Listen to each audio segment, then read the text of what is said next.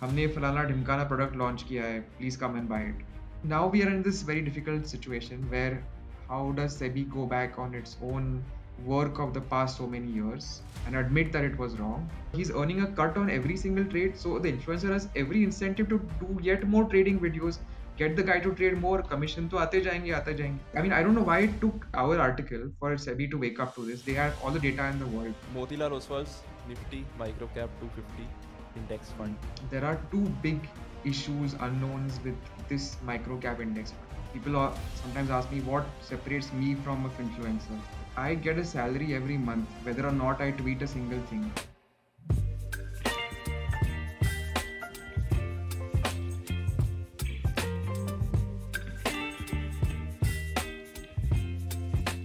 Your Instagram, sir, how's that going? You know, for the longest time, I kept my Instagram as my personal space. Baki sari Okay. social media pe I do professional stuff. I put out tweets on what I write about. I post, but that was the one sacred space that was just for me and my friends and family. But I Uh, realized that that doesn't work in today's world when most young people are on Instagram. You know, आप वहाँ ना होके क्या ही करोगे? So now I have now I do professional stuff there as well. yes. Yeah, so but I like the mix that you still kept in between. Like there are cool coffee shop aesthetic pictures and sceneries and where you're traveling. So it's a great vibe. I think that's something that I felt is when I go on to follow a page, just it could either be for the content that I'm looking for, it could either be a good feeling that I get from looking at the page. So I got both of them from your page. So I think that's a good thing. And a lot Thank of you. people need to be there joining you from your other socials where they follow you. Yeah, yeah. Yes, sir. How was Delhi? I got to know that you were traveling in Delhi. I love Delhi. Yeah, yeah, yeah. So Sundar Nursery and Lodi Garden are my two favorite spots in Delhi. And I used to go there a lot when I was living there. So I was in Delhi in 2016, 17. I used to stay in Malviya Nagar. Okay. So doing history every weekend was my favorite thing. And if you combine history with nature, then you get essentially Sundar Nursery and Lodi Uh, Garden. right, right. How was the vibe this time, sir? Once the time I am at Sundar Nursery, the fountains that are in there, they were not really functioning. It was not really maintained at that point of time. So some years, I mean, it's a very slow process. Like when I used to go in 2016, 17, half the thing was not done only. But now it's amazing. It's beautiful. Like you wouldn't think you're in Delhi. You wouldn't think you're in modern Delhi. They transport you to the Mughal times. Beautiful. If I move to Delhi, that'll be the one reason to do it. That's great. That's great. That is also one of the reasons I wanted to be somewhere associated with Delhi because of the place and all. And talking about this, sir, you've been to a lot of places. You've been in the UK, you've been in Mumbai, now you're in Bangalore, in Delhi. What place do you think is the best for someone to settle for, especially a person like you who's working in a field like personal finance? You also need to be in a metropolitan city, definitely, but comparing these cities, how do you like all of them? So professionally, unfortunately, there is no choice but to live in Mumbai, or at least Right. meet people in Mumbai, like have connections with Mumbai. But it's not a very livable city. The rents are extremely high. Transportation is horrible. In the rains, your everything gets flooded and you can't move anywhere. So to live in, like if I had the choice, I would actually probably pick Bangalore. I'm Okay. currently slowly falling in love with it. Um, and then my next best choice would probably be my hometown, which is Pune. Okay, great, great. So you're okay with the Bangalore traffic, that means. uh, maybe I haven't experienced enough of it. So this is like the pehla wala pyar where you don't see all the bad stuff, and then you wake Right. up after a month and you're like, shit, what did I get myself into? Got it. So I think I'll have to get back on that to you probably next year and then again ask you the same question.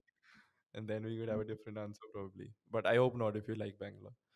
That's good. Sir, talking about your background, when we ideally look at someone who's in a position like you, they usually have a clear cut things of what they began with initially in their career, the perspective of being a finance guy from the beginning. But I was surprised to know that you pursued law initially and then went to pursue another bachelor's in economics. So I want you to let us and the audience go through that phase of your life and what was going on in your head at that point of time. Yeah, so it was a very crazy thing to do, and I hope nobody else does it. Because lawyers earn a ton of money, journalists earn nowhere close to what lawyers earn. Uh, so if I had started practicing or joined a corporate law firm, I would have done really, really well. But when I finished law school, I had this. There were two things going on in my mind. One was that उस time, the image of lawyers was court के बाहर वो बैठ के वो they do notarisation no मतलब दे stamp मारते हैं वो वाला इमेज था and I didn't have any connections in the legal, so usually at that time people whose dads were lawyers would go and join them in the practice. Right. Nobody in my family was in that profession. They're all doctors. So so I thought that मेरा क्या ही होने वाला है, like I underestimated myself massively. And at the same time, I felt that there was a big part of life that I didn't understand, which is the markets, which is the economy. Mm. Sometimes my parents would ask me that, "Hey, why don't you figure out how to invest money?" Because they had no clue, but they were like, somebody in the family should know, so you do it. And that's what made me change my field, my career. Then I went and studied economics. I did post graduation in finance, and since then I've spent all of the years following that in personal finance journalism. But anybody who wants to like do this as a profession, like just please go to journalism school, go to a good one. We'll hire you straight away from there. You don't have to spend time learning law or finance. Right, right. So you had to fall in love with finance, if that's something that makes sense. I kind of did. I kind of, the math behind it fascinated the hell out of me. It was kind of cool and difficult, and I thought if I figured out how to solve differential equations, then I'd probably be in line for the Nobel at some point in economics. um, then I realized that it's a lot of theoretical models that don't people that in real life nobody actually applies. Right. But it was a journey. I mean, everybody has a journey, and that was mine. Great, great. So when you once you look back, do you think that those experiences of pursuing a law degree and also doing pursuing economics, so to say, is now helping you somewhat in your career? Yeah, in unexpected ways. Mm. So, for example, we did a lot of stories around wills, and I had a very strong comfort with that because I have studied the laws of succession, of Mm. making wills. A lot of these things, if you don't know the subject matter, then it becomes harder to tackle. So it does help, but um, I mean, anybody who goes to a good journalism school can eventually pick it up. Mm. Right. And I think you also did go through a level one of CFA, if I'm correct. Yes, and that is my proudest achievement because it was tough. It was really Uh, tough. It was grueling, and right. I didn't think I would pass. I thought I would fail, and when I finally got the pass wala thing, I was over the moon. Then I was like, I have climbed this far, no more. The rest of the levels can go to waste. Great. Level one is my level. Um, Great. Having a question, or talking about the CFA thing, I have a few friends. Some have cleared L1, some have not cleared L1, unfortunately. But the phase that they're in their careers right now, they're really struggling to get an idea of how useful is a certification like a CFA, or so to say a CMA or an FRM, in the current status quo, and they're actually very confused so as to go ahead with just the job that they're doing. They're earning decently well, or those who've cleared L1, those who want to pursue an CFA, what is the relative significance of these certifications, and how do you compare these when we talk about a proper degree, so to say, and the relevance in today's scenario? Yeah. So in the Indian, let's say mutual fund industry or portfolio management services, CFA is given a good amount of weightage, and if you do have even one level, or you have some kind of credibility, if you have the charter, then nothing like it. Hmm. Um, for some of the others, I think FRM, CMA, etc., there is not so much weightage given to that. They are not such common qualifications, but CFA does carry a fair amount of weight. Okay, so would you suggest people to like uh, pursue it with giving importance to the work experience as well? How should people pursuing such a certification, do you suggest managing that? Because there's always an overlap between doing well in the workplace at the moment, waiting for just another year, but then there's a question ki, if I go ahead and wait for another year, what will happen then? Would I be able to put in those many hours in the future? So is there like a generic way or perspective to look at it and then make a decision according to one's personal environment? Yeah.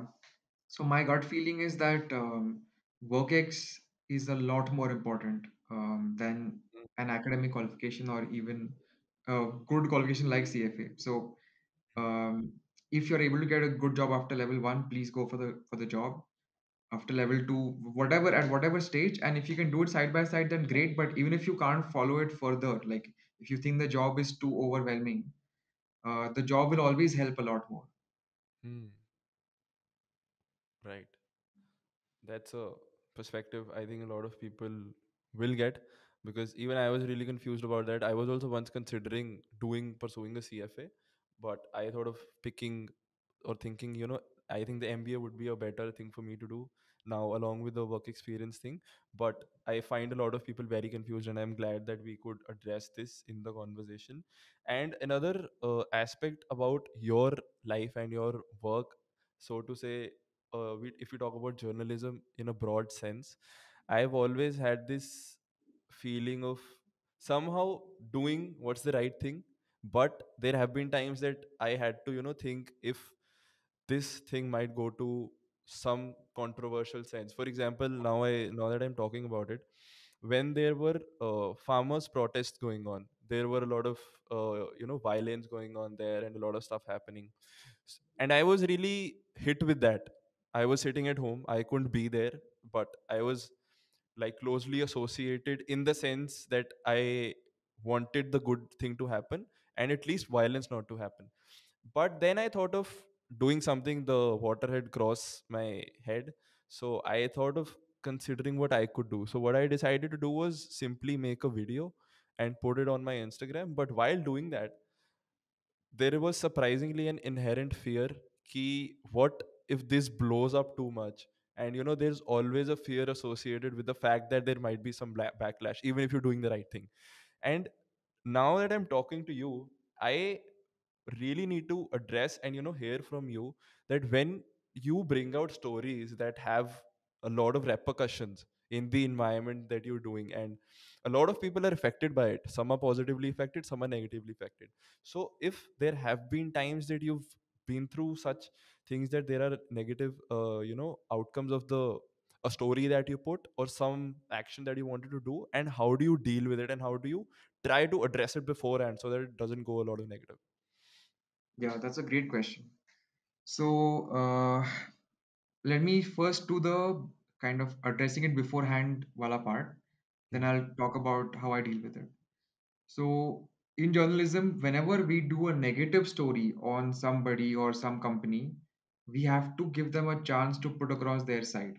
Hmm. And that also is a safety valve, because then that doesn't person doesn't feel aggrieved, doesn't feel slandered, etc., etc. Um, so that's a mandatory thing that we follow. The other thing we do, of course, is fact check everything, and Hmm. sometimes twice, thrice.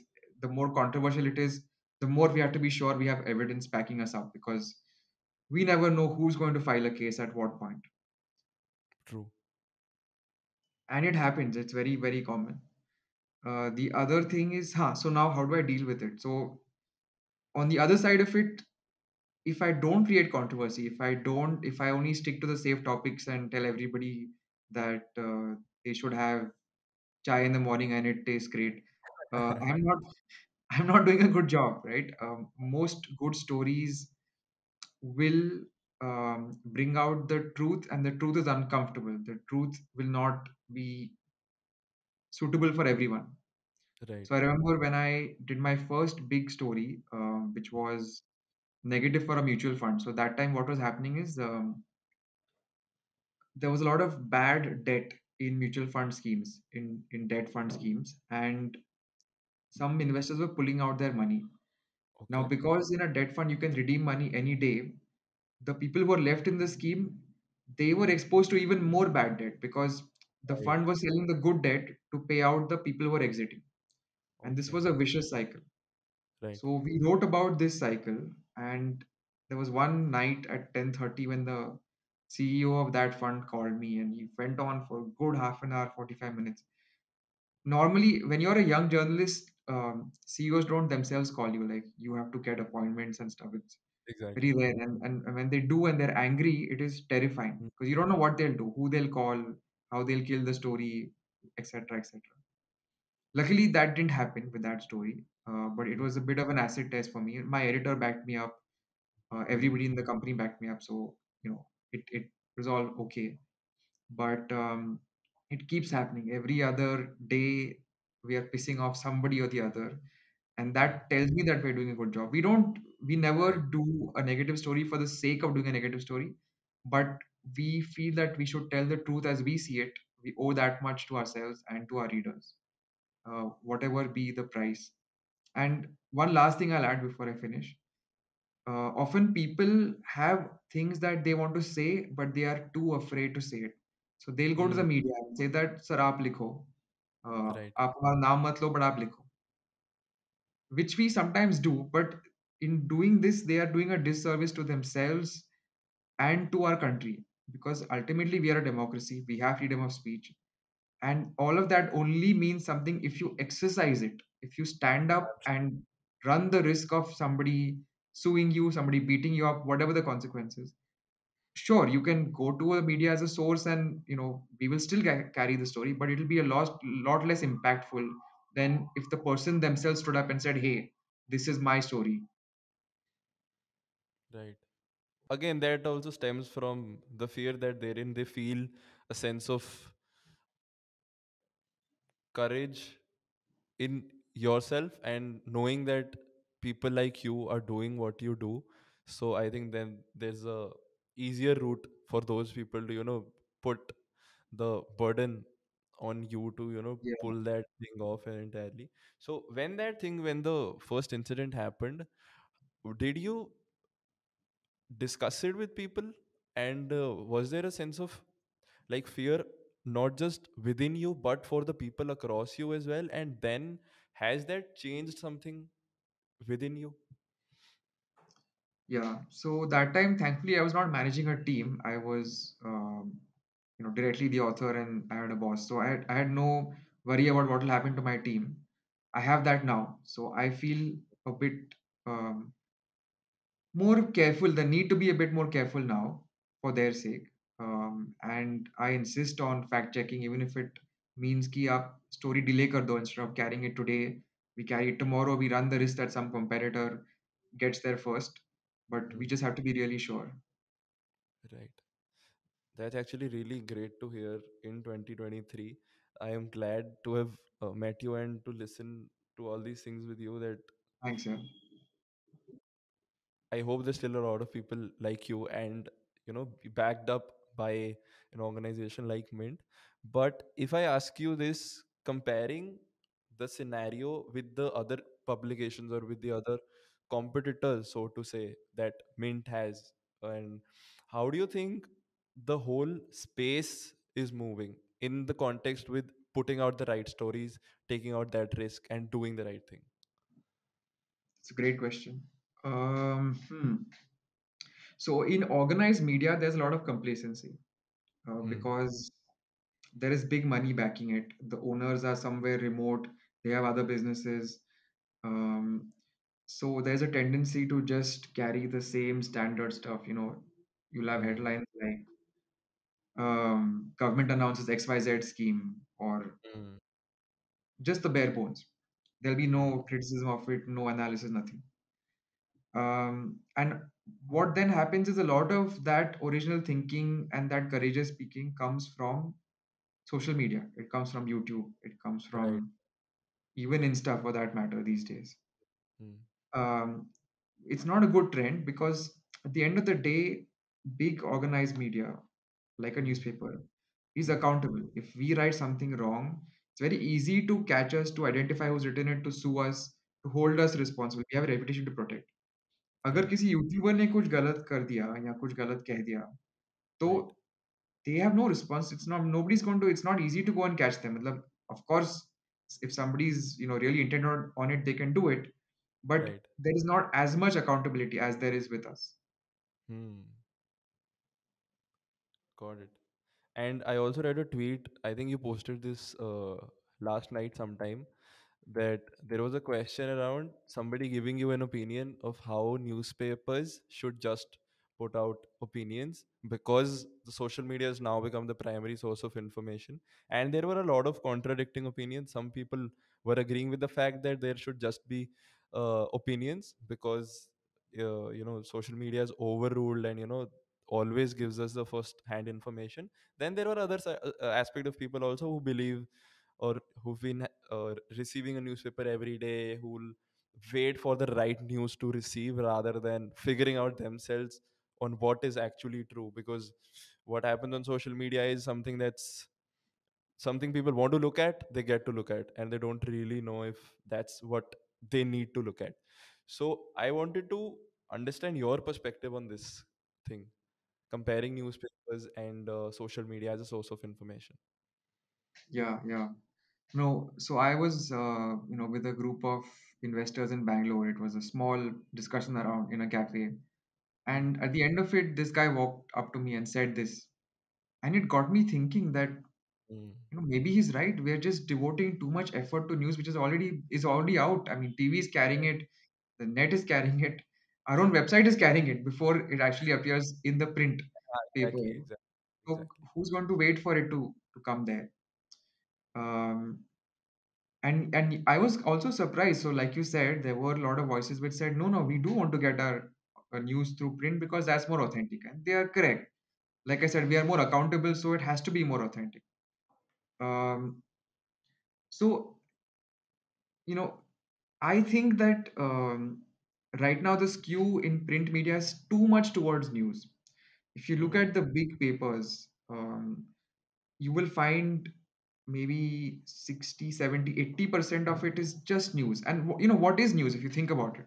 A lot of Hmm. news in business papers is press releases. It is some company announcing that हमने फलाना ढिमकाना product launch किया है, please come and buy it. It's a kind of disguised advertising, or it's somebody giving a fluff interview that some CEO, that I go for a run at 5 a.m. in the morning and then I go and do 3 deals a month, and some crap like that. Right. um,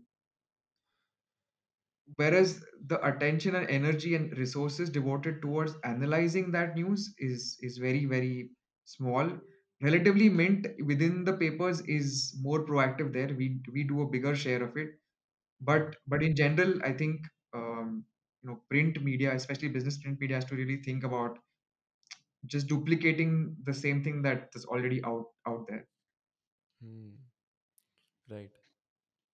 Great insight there. Even I, if I had to give my perspective on this, even I am very confused of, because both the things are partially right. But I definitely have that sense of comfort when I'm reading a print media that this has been fact checked, this is accountable, and I don't need to use my brain to that extent to figure out if this is the right thing or not. So for that sake, even when I go to some place in the morning, there's a newspaper there, I tend to read it, and not, and then I have a feeling that now I actually know what has happened, at least Yeah. yesterday. And the yes, the onus, as you said, probably needs to be more, and the people like yourself, the way you're doing stories. I early didn't used to really go deep dive into the stories, but I think from quite some time the stories have been super intriguing, and they've been creating a lot of air also, and people have actually praised the kind of stories that you're doing because they're informative and they're easy to understand for people who are actually not really into uh, Thank you. deep finance, so to say. So I really wanted to applaud Mint yourself and the people in your team who are doing a really great job of doing that. That's really kind. Thank you. Coming forward to a question that I have associated with this was, I've always wondered that what are the success parameters of a story for you? For example, when you think of writing something, how do you evaluate, or what is the best case scenario of a story when you've not published it?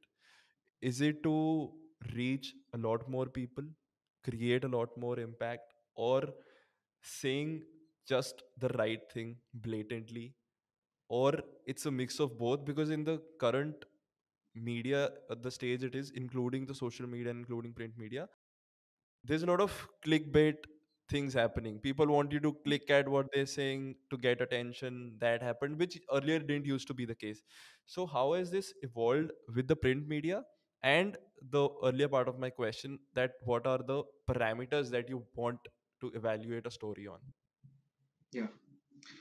So we actually have an internal system where all stories are tracked, and um, there is a particular focus on which stories convert subscribers and which stories engage subscribers. Because you see, a clickbait will attract a click, but Hmm. for somebody to pay an annual subscription for a story, they have to see real value in it. Absolutely. And it doesn't happen with a single story normally. Like, it's only when somebody's read your fifth or sixth story do they feel that, acha, isko shayad subscribe karna chahiye. Hmm. So that is how we are judged, how we are our appraisals happen internally, partially. It's not the entire metric, but that's a part of it. And so I think that's a pretty sound measure, because I'm only rewarded for good stories. People will not pay for bad Hmm. stories. Hmm. The other way that I judge myself is if I have done something to change, or rather to help consumers in some way. So I see my readers as essentially consumers of financial services. मतलब वो पैसे कहीं पे तो invest करते हैं या फिर spend करते हैं. If I'm able to help them earn slightly better returns, or if I'm able to have them save some money, then I've done my job. Hmm. Right. And also create an impact to certain norms that are being brought if there are against the people, which you've been doing quite a lot. And i was I actually had, I didn't realize, but I had left hope that I think this stuff really happens, that people really go against what, say, SEBI has said, and to just bring it into account. So I was really glad over the period of time when I noticed that a lot of things are creating impact, and I was just happy from within to see this. Now talking about a story that you did about the SEBI increasing, or tightening the restrictions against the RIAs. You've talked about this a lot. I've heard you talk about the fact that there are just 1,300 RIAs that exist, and SEBI is still tightening restrictions against them rather than doing something with the FinFluencers and their associations with SEBI regulated entities. So, if you could put some light on the entire incident that is happening and the future of it. Yeah. So in some ways, finance has parallels with medicine. Just Mm, as when one is sick, one should go to a doctor and not mm, to a chemist. mm, Similarly, in finance, there should be a large body of doctors who are accessible, who right, can help you without who will charge you a fee, just like a doctor will charge a consulting fee, but right. who will not take a commission on the medicines that they prescribe. Why should they? Then they'll always prescribe the highest cost wala medicine. Makes sense. And this was the original thinking behind RIAs. It was great first few years. I mean, there was so much enthusiasm, so much promise.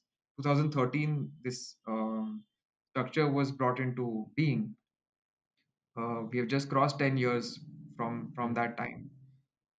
But then what happened is some people in Indore began gaming the system. They took RI license and they would do all kinds of very, very unethical, blatantly illegal stuff also. They Hmm. would promise high returns. They would collect huge fees upfront. So to fix all that, SEBI brought in these rules, more and more rules, more and more tightening.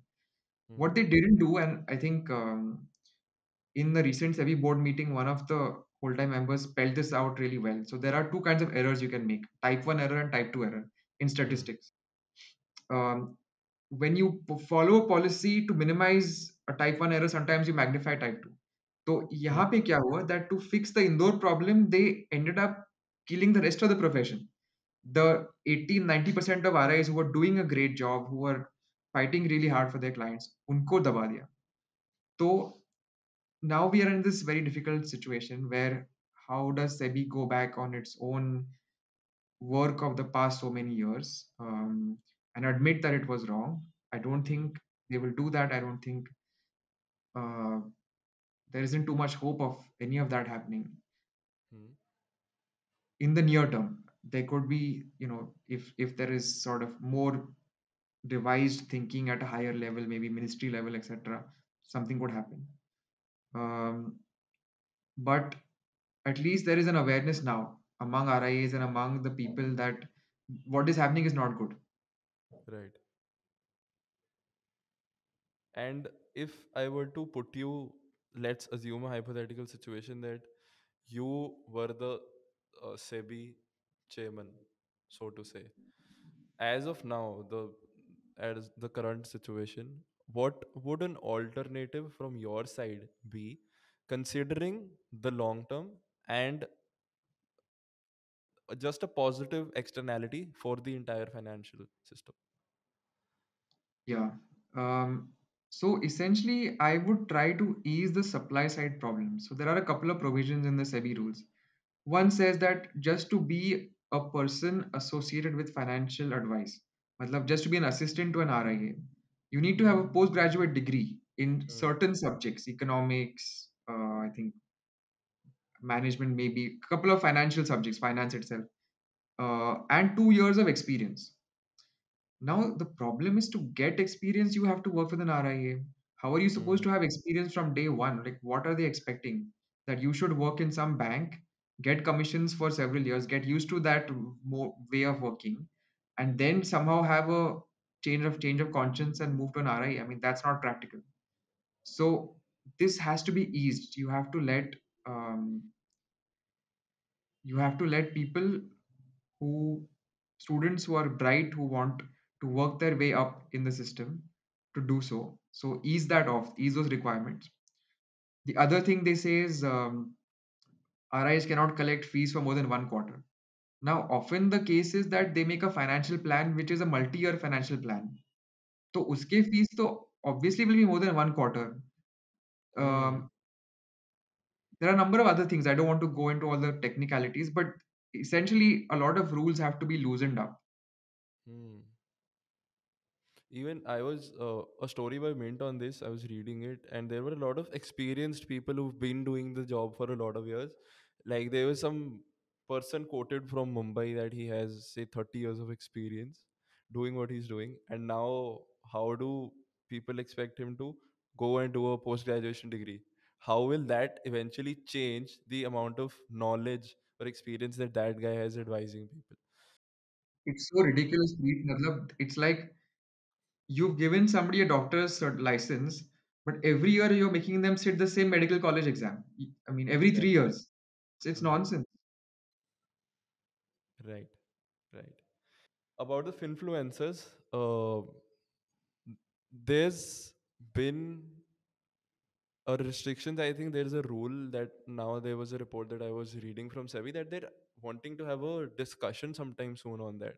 What Yes. is that all about? Yeah. So in the recently held press conference, they announced that they will put out a consultation paper along Hmm. two lines Hmm. on finfluencers. So number one, finfluencers who give an inducement to trade will Hmm. fall foul of SEBI norms. So Hmm. what can be an inducement to trade? If I promise guaranteed returns, that's an inducement to trade. If I make unrealistic claims, that's an inducement to trade. So that category of actions, SEBI will clamp down on. Second thing SEBI will do is all SEBI regulated entities, they cannot associate themselves with unregistered entities such as influencers through any way, marketing, affiliate links. And all of this is a direct outcome of what happened in the past 3, 4 years when influencers became big. How did they become big? Who funded them? It was Hmm. the brokers who Hmm. gave affiliate links, who gave them a cut of the commission on each trade that was generated. Often, in some Hmm. cases, gave them a dashboard. I mean, think of the violation of the privacy of the client here. That Hmm. that client's data is viewable to the influencer, and he's earning a cut on every single trade. So the influencer has every incentive to do yet more trading videos, get the guy to trade more. Commission to aate jayenge. Finally, I mean, I don't know why it took frankly our article for SEBI to wake up to this. They have all the data in the world, but Exactly. thankfully, der aaye durust aaye. Yes, glad for that. There were earlier also Nirmala Sitharaman, I think in the beginning of the year, said something to regulate influencers. They were trying to do something, but I think now's the time that that's eventually happening. So that's Yeah, great. yeah. That's But that. in a lot of cases, I mean, people have made fortunes. They have moved to Dubai already, so they are set in life. Yeah, there are quite a few examples, and but again, as you said, Dera Durust, I can't really go back in time and change that. But just that stories like these are making people more aware, and I think that is a job well done. Thank you. So yeah, that's that. And now, as you were talking about the influencer thing, if you try to relate this with that, there is a fund from, not a fund, the Kotak Active Money savings account. They've rolled in Ranveer Singh and Alia Bhatt, and they're advertising that a lot, Yeah. trying to connect the dots, like influencers advertising and the actors advertising. How do you think that is so different in the sense from impacting people and influencing people? And what do you suggest, or what is your take on the fact that people who have absolutely no knowledge just for their influence are being used to, again, if not invest, but put their money someplace? It's very unfortunate, and this will continue even if SEBI brings in these rules because Yeah. banks are under RBI, and RBI Mm. has not made any statement on this. Right. Um, but let's look at this Kotak product first. Mm. So this is a sweep in FD where Mm. your money above certain threshold, if I remember correctly, is 25,000. उसके अगर ऊपर Mm. आपके पैसे है in the Mm. savings account, it gets pulled into an FD, a linked FD, which Mm. is a 6 month FD, which gives 7%. Mm. And because it's linked to the savings account, every time you make some kind of expenditure, then money flows back from the FD into the savings account. Mm. Conceptually great because your idle money is making more money than it otherwise would. It's earning a higher Mm. rate of interest. But then the flaw in this logic is that people think that if we spend in 1 month or 2 months, we will still Mm. get 7%. That's not true. You will just Mm. get the rate that applies to that period. So instead, if you just put the same money in a liquid fund, you will Mm. actually get 6 to 7% annualized. That's the prevailing yield. Mm. Now, there are ifs and buts in everything in finance. There are always ifs and buts. Well, liquid fund is not guaranteed, whereas an FD is. All of that is true. But फिर this basic conceptual flaw that yes, I'm getting 7% and the right to spend whenever I want is not true. Right. And they're essentially pulling out a weighted average catch that, That's right. That's right. right, That's for the time that the funds are not there. So then correct. they're averaged out, and then the returns will automatically go down. Correct. So Correct. when I tend to think about it as somebody who might have been lured by this account, I feel betrayed, because when I understand the logic behind that, and when I go on and read about what Kotak has interest on their savings has been like from the past few years it has been decreasing, and I think now just to get a lot more people and a lot of more eyeballs on what they're doing something like that, I feel betrayed as a probable customer for them. And Hmm. for the people who understand that, for the people who've got that, I don't think people would then like to put money in the bank anytime soon in the future if they feel betrayed in the first place. So, how do you think about this entire logic playing out, considering these decisions are being taken very thoughtfully? Yeah, so this is actually a mild example of the way that banks operate and the way that they betray customers. Hmm. The far more serious examples are when insurance policies are sold and when they are sold to farmers Right, under the guise of FDs. So there was a right. big case in Rajasthan Hmm. around this. There was a man, an ex-employee of an insurance company who just one day just got fed up with all this, quit his job, and decided that full time I will take up the cases of people who've been missold policies. Hmm.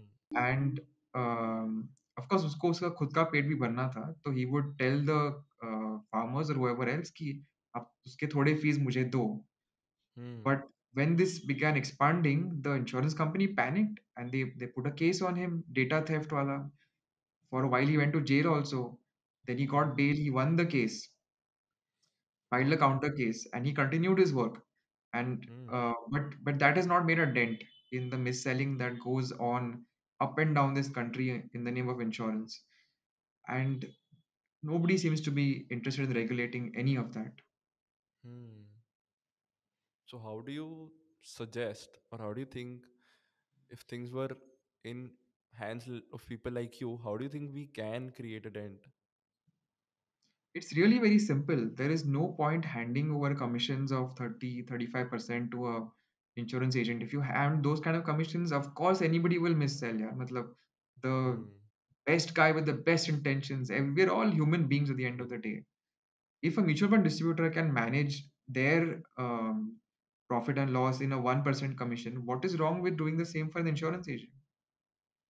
Doing things probably they need to, I don't know. No, they know. It's not like they don't know. It's just that they don't seem to want to do anything about it. मतलब it's as simple as passing one order, one regulatory circular that says आज से commissions जो है insurance के वो Hmm. 1% के limit के नीचे ही होंगे बस उतना बोलना है आपको. Hmm. So if that's not happened in a lot of time, I don't know if people should put their hopes up that will happen anytime soon. So my But hope is no, my hope is some bureaucrat's family gets conned into one of these insurance things. Then things will move really fast. uh, and thinking about that, that's so sad to hear. That unless a thing like that happens, people can't expect change just on the merit of that. No, unfortunately. That's sad to hear. Chalo, talking about Motilal Oswal's Nifty MicroCap 250 index Hmm. fund. Yes. What are your take and thought process on this? Being a microcap and being a passive fund alongside that, the upsides and Yeah. downsides of this. So it's a very revolutionary product. Hmm. And you have to hand it to Motilal that they, launched ETFs when nobody had any faith in ETFs, when everybody was going on about active funds and India में Hmm. invest करो. That time उन्होंने Nasdaq fund निकाला 2011 में. Hmm. And that fund did phenomenally well. Like in the 10 years since 2011, that was the best performing fund in Hmm. India. Um, that said, so this is I applaud them for their ability to take risks, to innovate, to launch passive funds in challenging spaces. That said, there are two big issues, unknowns with this micro cap index fund. Hmm. So, number one is liquidity. They have only said in their presentation that these stocks have daily liquidity, daily volumes of 5 crores. Hmm. So, now if you imagine that there is a 500 crore fund or 1000 crore fund, Hmm. and even if they have to deal with a 1% position, let's say they have to deal with a 10 crore position to Hmm. acquire that, how long it will take? Because if the Hmm. total volume is 5 crores, ideally your volume as a single mutual fund should not be more than 10 to 15% of it. So to accumulate 10 crores, it will take, and to liquidate it, it will also take Hmm. equally long. So that's one big unknown. The second Hmm. unknown is rebalancing. It's to do with the churn in the index itself. Hmm. So we looked up the stats. Around 7% of the mainline Nifty gets churned every 6 months, Hmm. whereas in case of the microcap index, it's 25%. This is a lot, and the index has no choice but to follow. The index fund has no choice but to follow the index. Hmm. So when they have to do this churn, obviously this liquidity thing is going to hit them. So so in all, I don't think it is worth it to go for a passive fund in this space. There's too many unknowns, too much risk. There are Hmm. active funds who can go into micro caps like existing small cap funds do. They can hold cash also as a buffer against these inflows, outflows. Hmm. Uh, so therefore, I've been skeptical on this one. Hmm.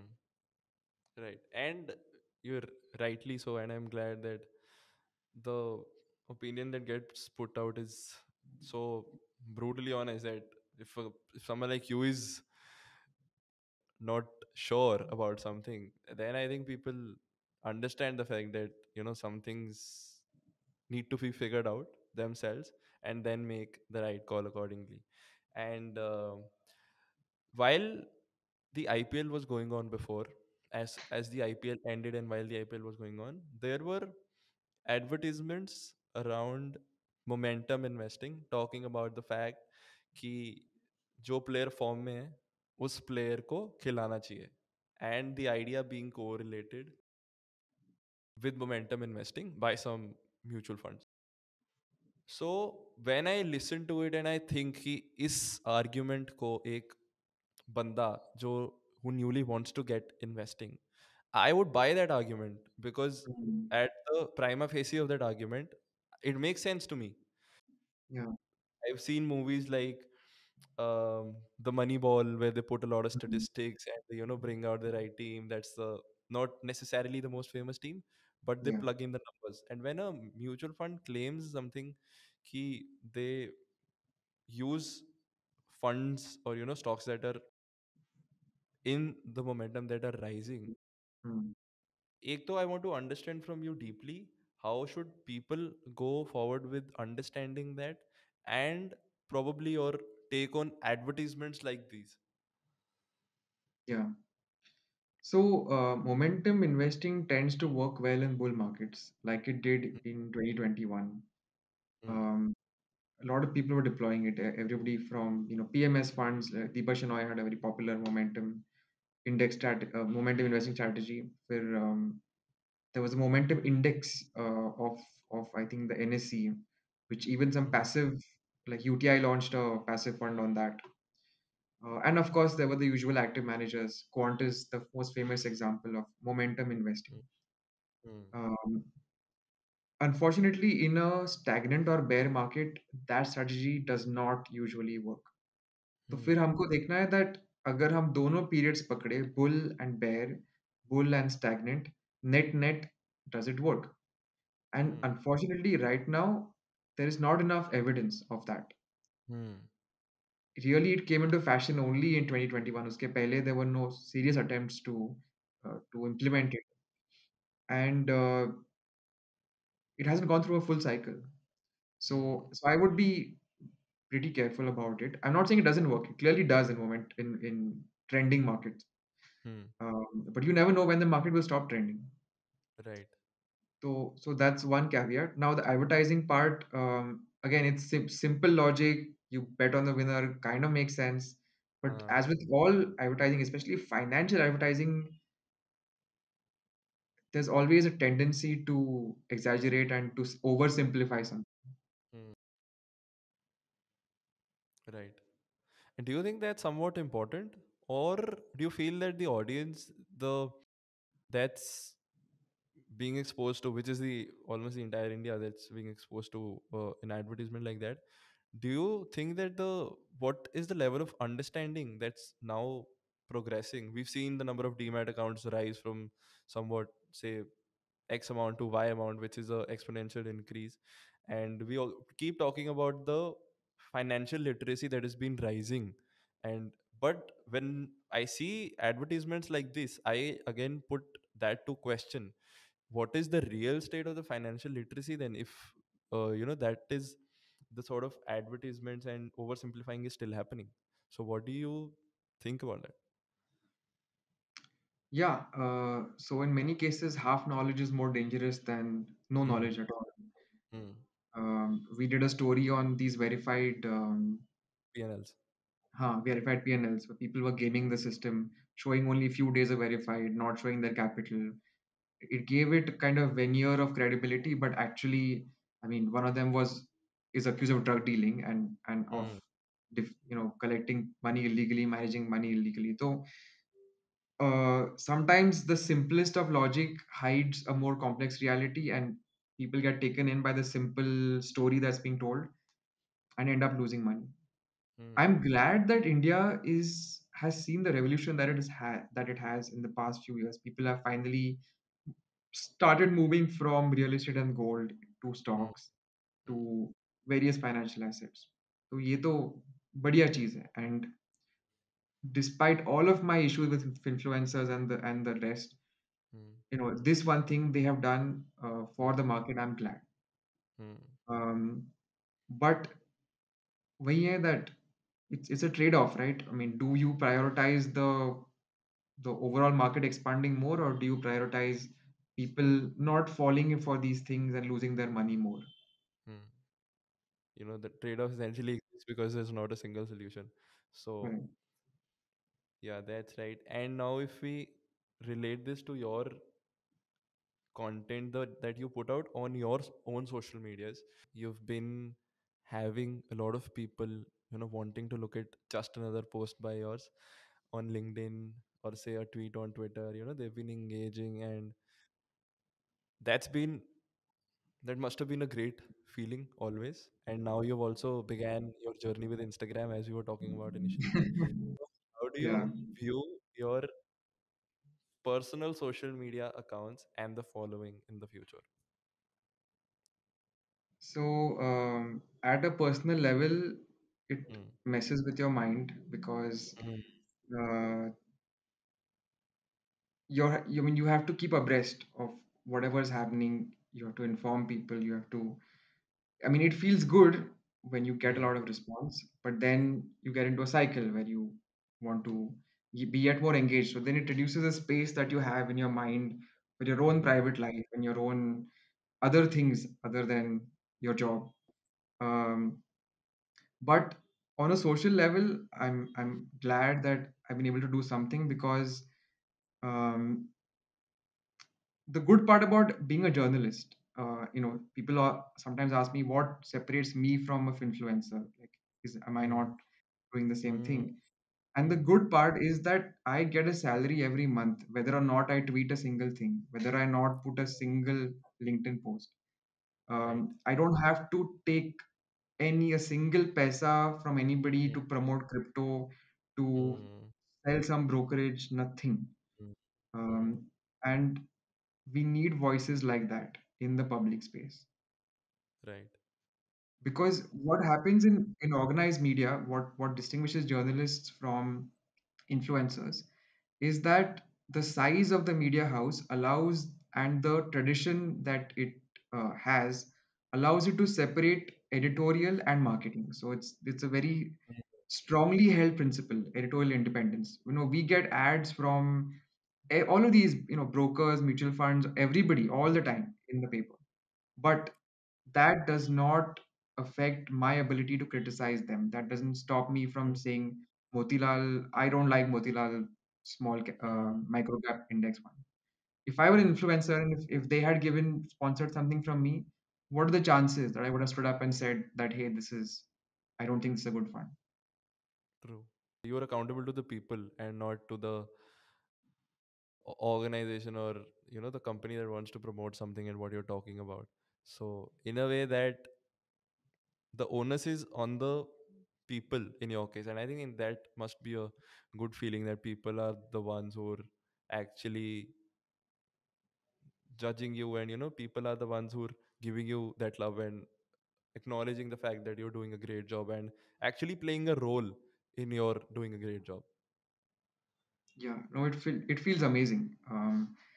And ultimately, if you think about it, right, when content is paid for by the consumer of the content, that is the healthiest form of Mm, payment. When a third party pays, always that person, that organization is going to promote that third party product. So there are papers like Mint or Ken or other, you know, most actually financial papers who have launched subscription services who are trying to pivot towards an entirely subscription model. So mm, I really hope that we are able to get enough people to pay for subscription that we don't have to promote or sell any third party product. right. Yeah, I definitely hope so too. And that will be, I think, another level up from where the work is happening at the moment. And yeah, really good wishes for that. And Thanks, Prince. it's been a great discussion with you, sir.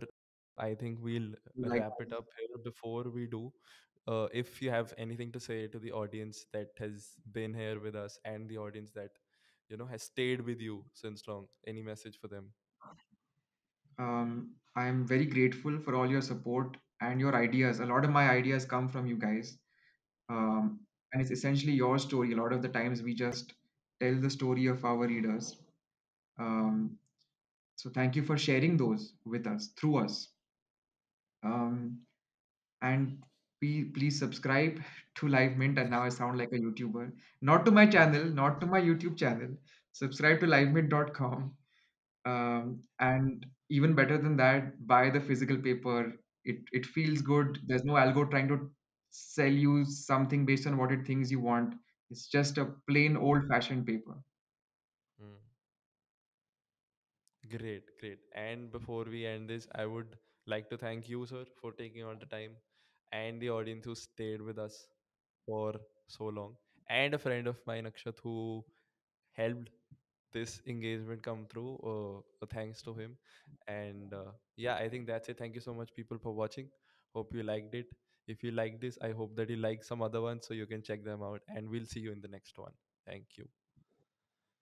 Thanks, Preet.